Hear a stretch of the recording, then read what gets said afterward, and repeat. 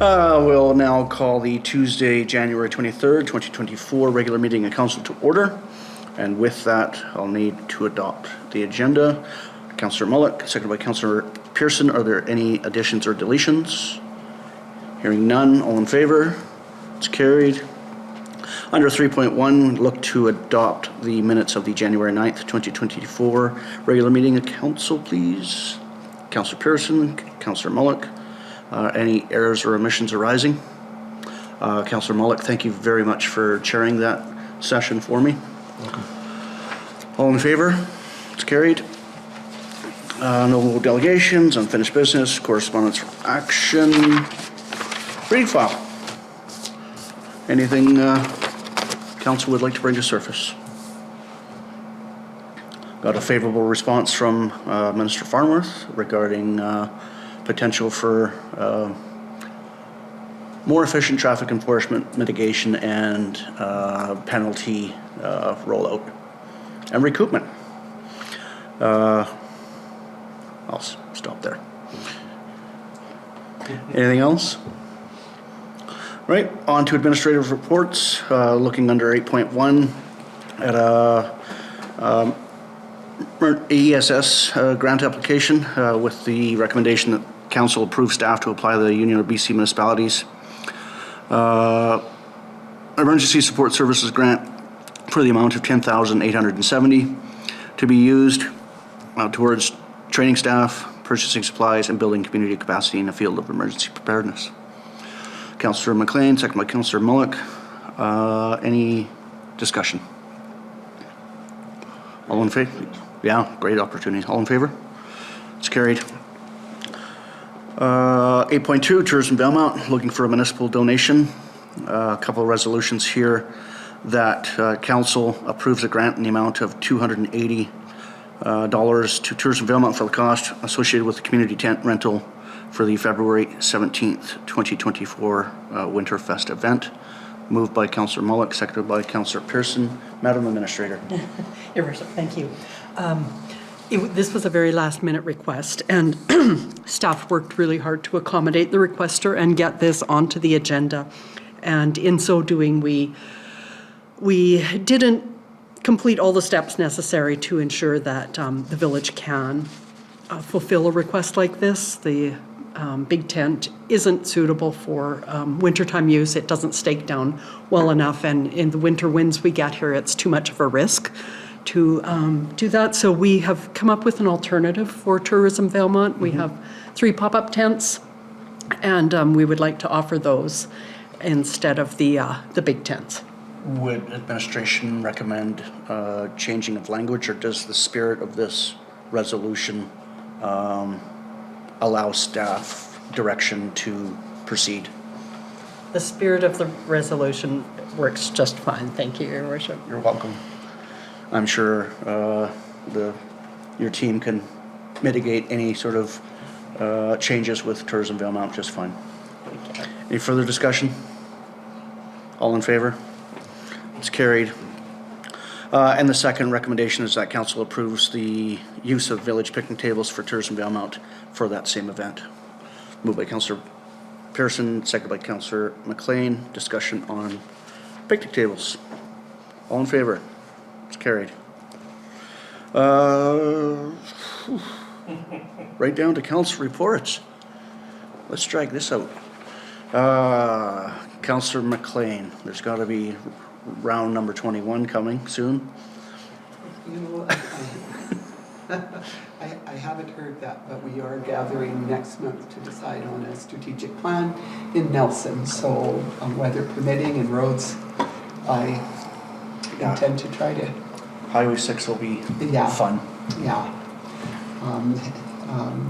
Other than that, all I have to report is that I went to the BC Natural Resources Forum for the final day. So, and it was a sold-out event this year. And so because I was late asking, I didn't get tickets to anything. I wasn't able to attend any ticketed. So I did the trade fair and talked to a lot of people there and wandered around and watched some of the proceedings on the television. The others were in the room eating and watching live.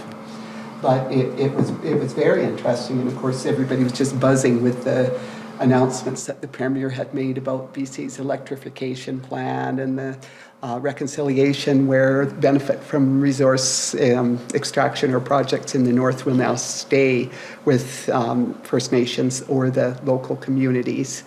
Environmental stuff with the can for being able to cut back on, I believe, what was it, a hydrogen plant announcement that they were going to do that. And so it was a lot of announcements and everybody was very pleased. This year it appeared that forestry was not so much, but mining was the big one. And that was what a lot of the presentations were about, and looking, talking about such things as where's the money, where are the investors. And so it was interesting, and I'm glad I went, but next year I would plan ahead so that I was able to attend. All right. And you were able to meet with Chief Lamproe? Yes, I was able to meet with Chief Lamproe and had a discussion with him, talked to some McBride Council people, and ran into a few people that I knew, and had discussions with people, Forest Practices Board and Safety Council, those people that were nice perennials at it. It was good. Yeah. Next year. Yes. Councillor Pearson? All right. So I will say, as Councillor MacLean reported, the Natural Resources Forum was very underwhelming on the forestry end of things. Much of the discussion was LNG and mining and mineral extraction. So some very exciting projects in line with some of the announcements for alternative fuels with the LNG, the hydrogen plant, the new diesel biofuel plant that's being developed in Prince George. There's, some interesting things. I mean, being able to make fuel out of tree sap and stuff like that. So the first day I participated in the Impact Benefits Agreement Workshop.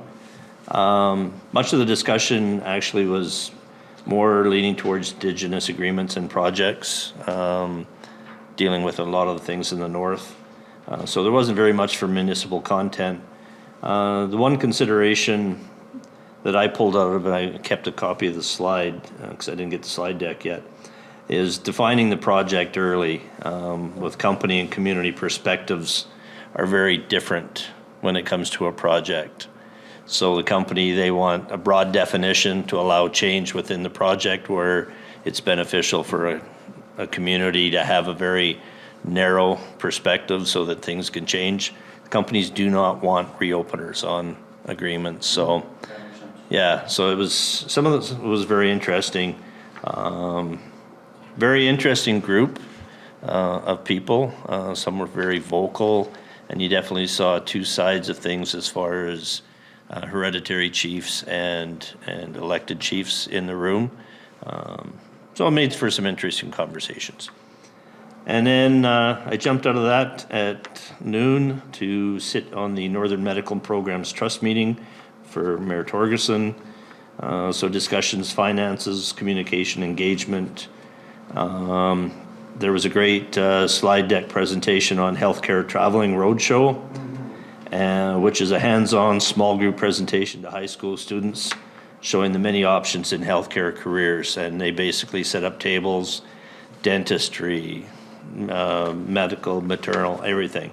And it's very hands-on with the students. And it's scheduled to be hitting Valemount the week of April 28th to May 4th. So it'd be, it's very, very interesting project. And then they also discussed the Northern Center for Clinical Research in Prince George, which is we're currently working on 15 clinical trials.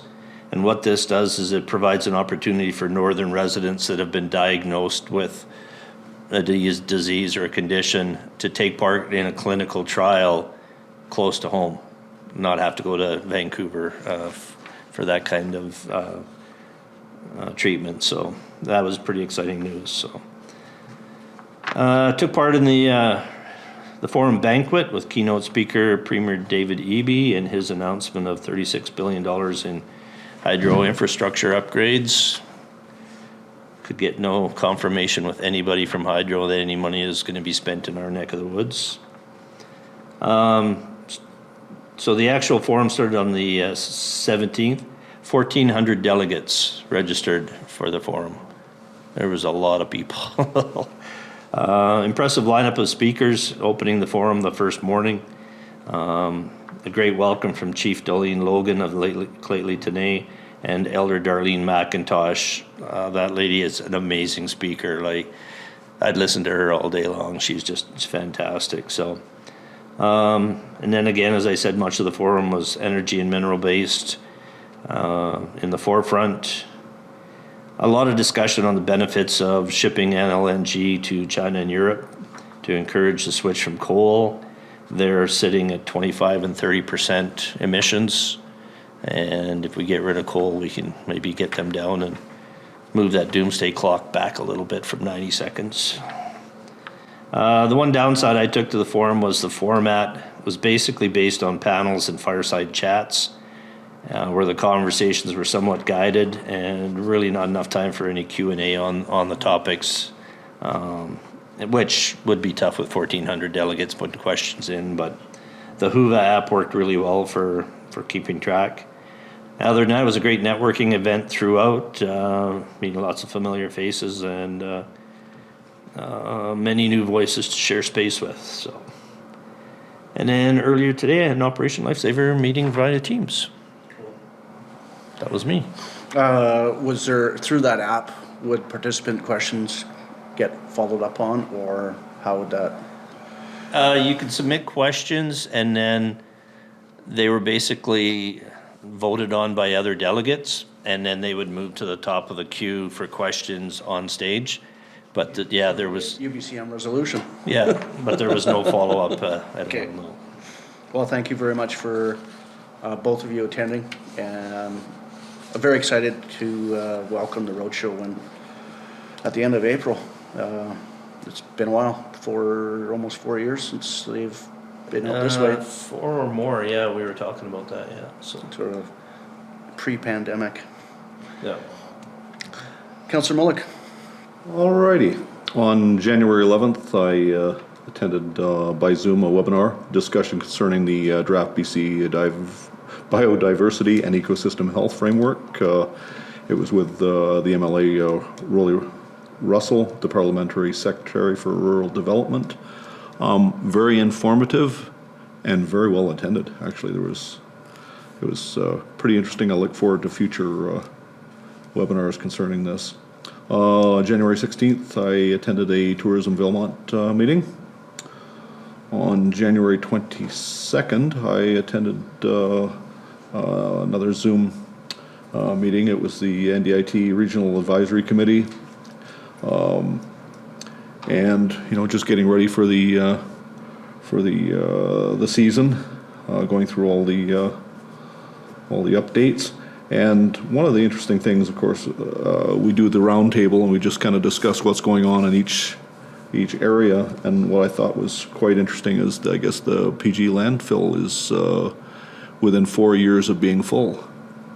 So they're actually in the process now of going to start doing tree removal and all that kind of stuff in the not so distant future. And I would expect that that's going to be fairly costly to get that all ready to go. So yeah, that was very interesting to hear, among a lot of other things as well.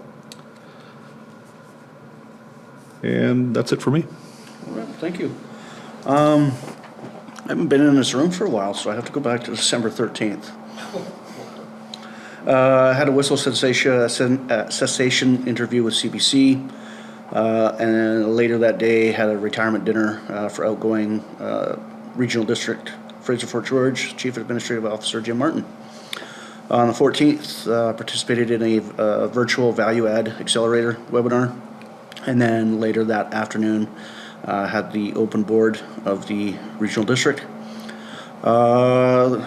Here on the 19th, had a nice little retirement cake for outgoing Economic Development Officer Silvio Gislamberti, wishing him well in retirement. He'll be joining us as a contractor. Possibly. Possibly. Okay, had a Christmas dinner with the Varda board on the 21st, and then had an awesome tour on December the 29th of the seniors independent living facility on Ash Street. Had a fun night on January the 7th for the Varda Pump It Up Entertainment Night fundraiser, FUN in caps fundraiser. We've got some talented folks here, both comedic and musical. January 9th, why I wasn't here, I was in Cranbrook for a Columbia Basin Trust Board directed learning session on consultation, reconciliation, and call to action. January 11th, along with Councillor Mulyk, participated in the Provincial Old Growth Strategy webinar on the second recommendation of 14, and that is the Biodiversity and Ecosystem Health Framework. Was quick to remind the province of whose territory we were calling in from and whose MOU, valley-wide MOU, would be looking to sign quickly with Simp First Nation, and the reminder that they would be looking for landscape-based planning. The 16th had a couple of good meetings. First, I had an intro with Anthony Giovanni with the Ministry of Forests regarding some new legislation coming at us for cedar and cypress log exports. And then later that day met with the Valemount Community Forest Board. January 17th, we did an intro, or really a re-intro meeting with our administrator and our partners at Borealis Geopower. On the 18th, received a request from the Resort Communities Collaborative Advocacy Group to meet with the Minister of Finance and the Minister of Tourism, Arts, Culture, and Sport in Victoria.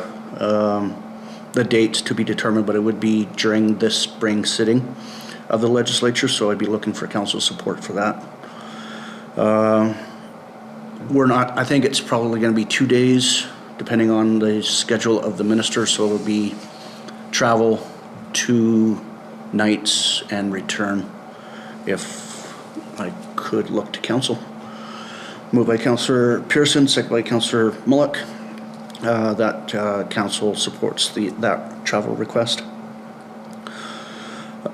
Discussion? All in favor? It's carried. Thank you.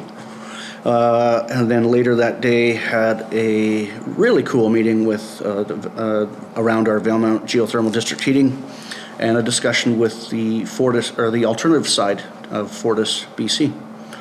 And then sadly today had a discussion with Mayor Story of Fraser Lake regarding the announcement of West Fraser shutdown. Not a maintenance shutdown, not a curtailment, but no longer in your community. So pretty disheartening on that side of the team. That's my report. Questions? Ready. Thank you. Looking now to make some time for public comment. You in the back? No? Okay. No need to go to in camera this evening, so I will look to adjourn. Councillor Pearson, thank you.